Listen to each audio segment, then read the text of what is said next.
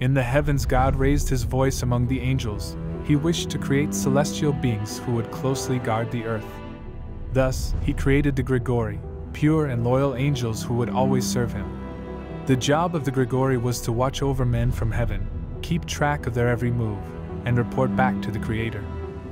Thus, these powerful angels were called the Watchers, who were led by one of the most powerful angels in heaven, an important seraph named Azazel. The leading watchmen and the legion of angels were to guide and watch over human acts on earth for all eternity. The vigilant angels closely followed human acts for hundreds of generations, without opposing God's designs. However, as time went by, many nonconformists Grigori wished more and more intensely to possess lives equal to those of humans. Azazel, tired, full of lust and desire, proposed to his fellow watchers to descend to earth and make their lives free from the divine decrees that limited them. All of them happily and willingly accepted, making a pact of loyalty. And immediately they began to seek out the most beautiful women on earth, abducting and seducing them with dark flirtations that had never been seen before. Over the years on earth, they had established themselves. Those who were originally destined to watch from the heavens now lived with their wives, begetting hideous, giant children whom they called Nephilim, in defiance of divine laws. Over the years, all the guardian angels taught all the hidden secrets of the heavens, those secrets and customs that were strictly forbidden to reveal to humans, as it was believed that it was too much power for inferior beings who were not yet ready to receive all that knowledge. On earth, Azazel had formed a large tribe of guardian angels who lived with their wives and children, who were not well received by the so-called good ones, since these children with human women were horrifying and hostile. This was because they caused devastating destruction, and what was worse, they began to kill humans and then devour them. However, there was no food to satiate their nauseating being. Thus, the evil, pain, and suffering on earth increased enormously. The cry of men was so great, the scream of pain and despair was so fatal that it was heard so close in the heavens. Hearing the hateful sound, the archangels Michael, Raphael, Gabriel, and Uriel approached the earth to see what was causing the incessant weeping. The four archangels saw much blood shed upon the earth, and all the disorder that was upon it, and the souls of men raised their voices, saying, "Take our cause before the highest." Raphael, filled with rage at what he witnessed, flew to the throne of God, and said to him, "On earth men suffer because of the wicked who have left their place in the heavens to corrupt with men's wives. What do you not see all the injustice and suffering that is on earth?" God responded by telling him to take all the angels he was in charge of and go to earth to look for Azazel, to be punished for all the damage he had caused by breaking the divine laws. Raphael gratefully took his Creator's order and went out to find all the angels he was in charge of and gave them the order to capture Azazel and to be ready, for a warlike battle was approaching between the wicked and the angels of heaven. As soon as he had assembled all his retinue, Raphael went to God and asked him what would be the end of the treacherous leader of the Watchers, and he said to him, "Go and chain Azazel hand and foot, cast him into the darkness, open the wilderness that is in Dudiel and cast him into it, throw rough and sharp stones upon him, cover him with darkness, leave him there eternally without his being able to see the light, and on the great day of judgment let him be cast into the fire. Then heal the earth which the Watchers have corrupted and announce its healing, so that they may be healed of the plague, and that all the children of men may not be lost because of the mystery which the Watchers discovered, and have taught the whole earth which has been corrupted through the works which were taught by Azazel, then impute to it all sin."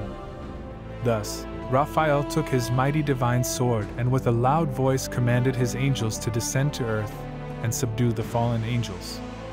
The vigilant angels lamented for having failed in God's designs, for from the moment he gave a sentence from his throne, none of them could return to heaven, much less look upon him. Azazel was aware of his punishment, for Enoch was interceding for him before God. However, there was no mercy for him, for God was puzzled with all that Azazel had revealed to the humans, so he knew that very soon the archangels would come for him. Therefore, Azazel took his beloved son and gave him advice, for when God's wrath came to earth, he was a Nephilim full of malice, but even so, he was fully exposed to the heavenly attacks. Likewise, the fallen angel bade farewell to his wife and told her that all the secrets revealed would make her tribe the most powerful on earth. Hence, Azazel awaited the coming of a great battle that would define the future of mankind. From the sky, an intense light illuminated the vast mountain where Azazel stood, and with a great roar, Raphael appeared. The archangel said, "Your judgment has come, for being the leader of the wicked you are condemned." The Grigori stood up forcefully and looked at Raphael with contempt, waiting for the fatal battle to begin. Although Raphael had the help of the other angels, he decided to face Azazel alone, for he was one of the most powerful archangels in heaven and his strength was incomparable. Azazel felt no fear for the archangel, as he was confident in his power, and making fun of the kingdom of heaven and how limited they were by obeying God. The watchman said that he did not regret his actions and that far from kneeling before God he would fight for what he had built on earth, a powerful tribe that handled the riches of the earth and had the knowledge of the heavens. Despite having used a mortal to ask for God's forgiveness, Azazel challenged the archangel, cursing the kingdom of heaven for having been banished.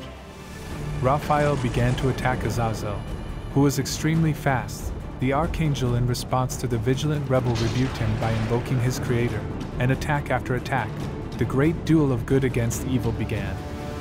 The confrontation between the angels was devastating. Both possessed great power. However, Raphael lashed out with more force, forcing Azazel to flee on several occasions. The fallen angel attacked Raphael desperately, but the cunning archangel dodged each of his attacks, sentencing him every second to the abyss.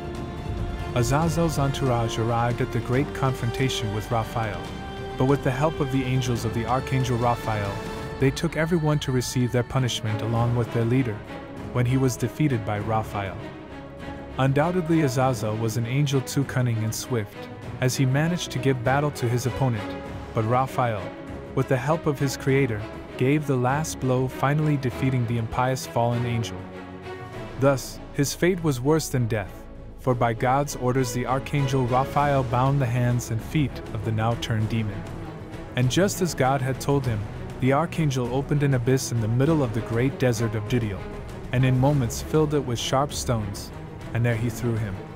He buried him alive in the desert, in that dark and stormy abyss, accompanied by the other angels who followed him. Consequently, since that day Azazel waits for the day of the great final judgment to be thrown into the fire and burned alive. His face is covered so that he cannot see the light, and on the day of judgment, he will be thrown into the fire. This marked the end of the Grigori, who blamed their leaders for having led them into sin. However, the condemnation of the fallen angels was not enough to end the evil and suffering on earth, so God gave the order to his archangels to heal creation. The greatest concern and danger were the giant Nephilim who were destroying the earth, and since they were practically invincible, God thought that the best way to eliminate them was to send a great flood to the earth. In addition, at that time mankind was aware of all the secrets that heaven kept. The knowledge they handled was disconcerting, so God decided to eliminate all life on earth, to erase all traces of the knowledge that had been revealed by Azazel and the other watchers.